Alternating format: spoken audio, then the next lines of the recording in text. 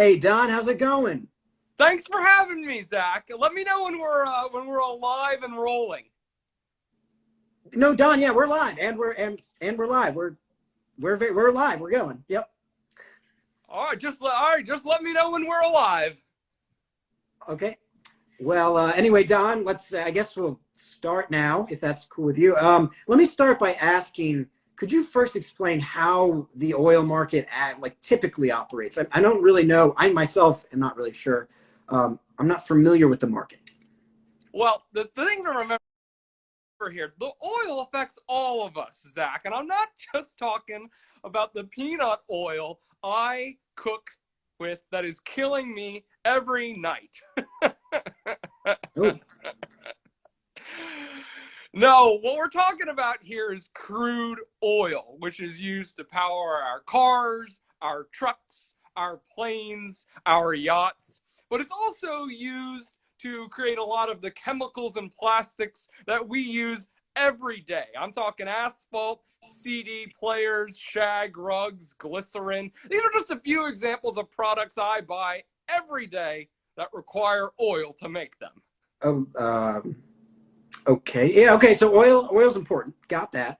But how do we actually trade for oil? I think that's where I'm still a little hung up. Does it work like the stock market? Well, yeah, it does, in the sense that money is involved in both scenarios. It works a little differently with raw materials, which I'm going to refer to as commodities because, well, let's be honest, it sounds cooler. All right. The way most commodities, including oil, are bought and sold is through something called a futures contract. And no, for all you younger viewers out there, I'm not talking about the rapper who I've accidentally Googled several hundred times in my life. No, a futures contract is an agreement between the buyer and the seller that a unit of the commodity, in this case a barrel of oil, will be bought at a set price on a set future date regardless of what the market price of a barrel of oil costs on that date. Okay. So let me ask, why do futures exist? Why do people trade that way? Why do they do that? Well, if the market price winds up being less than the set price, this is considered a loss for buyers and a win for suppliers, and vice versa if the market price is above the set price. It's like a classic game of five-card draw, but instead of poker chips, we're dealing with people's livelihoods. Boy, I guess that's one way to put it. Okay, so that scenario. So what scenario in this, with using these terms now that we know, what scenario allowed for negative prices? Well, try to think of it from the consumer side, but reverse. Does that make sense? No, not at all. Okay, Roger that, Zach. Let's try something else here. Zach, what's an example of something you bought recently? A Nintendo Switch, good sir. Oh, well, very good, very good. I bought a Nintendo Switch earlier this week myself. So when you're buying a Nintendo Switch, what do you pay attention to? You pay attention to the price, right? Because that's the amount of money that you, the buyer, will have to pay. And you need to make sure that you have enough money to actually buy a Nintendo Switch. Because otherwise, it'll be real embarrassing to be told you're not valuable enough to take a Nintendo Switch back home Yeah, and Don. start No, no, Don. playing. I understand how like money and price works. I'm just okay. Yeah, I'm familiar with that.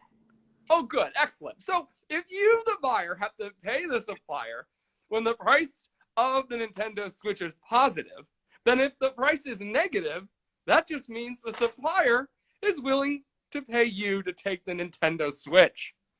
So how did that happen in the case on Monday? Well, it didn't actually. When I was buying the Nintendo Switch, it cost way more than I was expecting, and I'm pretty sure I could have found a cheaper version somewhere online if I knew how to use that. Don,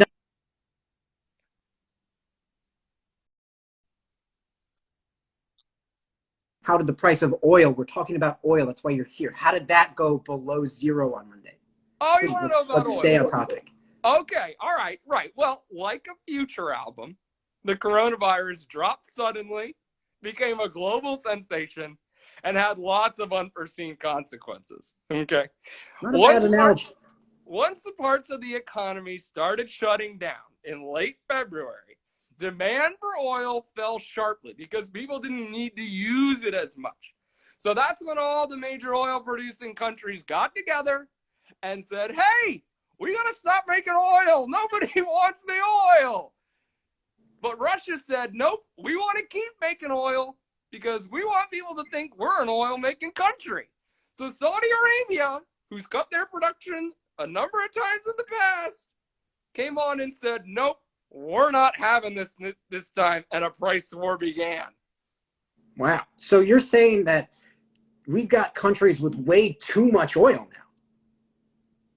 So now we got countries with way too much oil. More oil than anyone is willing to buy. And oil, you got to understand this about oil, Zach. Oil isn't like other commodities. You can't just throw it into the ocean like we used to do at Exxon. Wait, Don, what did you just admit to the Valdez? So what suppliers are doing, they are going to pay you to buy it because it would cost them more money to ultimately store it themselves. Hence, you get negative prices. Okay, yeah. Well, I guess that does make sense. Just to nail it home for the viewers, for myself, is there any way, is there like a way to visualize this that we can have to bring that home? Well, luckily there is, Zach. I brought a little something here for our viewers to look at. It's a little visual. It's just your classic supply-demand chart here. Let me know if you got a good look at that here. Can you see that? Yeah. Back it up a smidge. Okay, all right. Because you're only half frame. Yeah, my depth perception ain't that good, so we'll get this figured out though. Okay, there we go. Can you see that? Yeah. Okay, very good. So we got the price here on the horizontal axis, and we got the quantity on the vertical axis. Yeah. Now, that straight line, that squiggly line there, that is your demand, okay? It's a little bit volatile, but with coronavirus now, it's been straightened out, right? It's lower. So you got that going on. But now you also have a more volatile supply chain going on as well. So you got a little bit of that going on here, okay? That makes sense? And now you got other tremors here that are kind of there. You got other price fluctuations there, and they're all converging onto one single point there, right? So you got a lot of this going on, and you got, momentum begets momentum. You got people aren't really sure what's going on there. Don, it's chaos, Don? An important thing to remember is that although the entire system here, this whole system, it's very sensitive, It's very sensitive, but there's some spot. It could be here. It could be there. We're not really sure, but there's a perfect spot somewhere in here for the economy to fluctuate on itself. And, I don't think there's a man alive that can actually say where the spot is. Don, I have to stop you. I have to stop you there. Sure. You are drawing a vagina. You are drawing a vagina, and I have to tell you this. I'm sorry. It's what you're drawing, and this is a family-friendly show.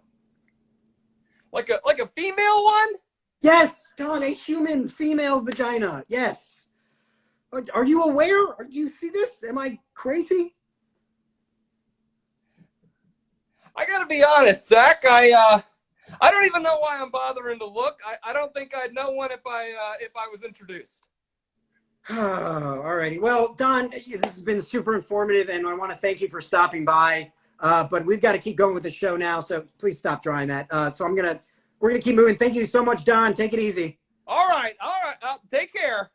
All right. Bye now. Oh boy. Oh boy. Well, I hope that graphically informative presentation helped you guys out, figure what's going on.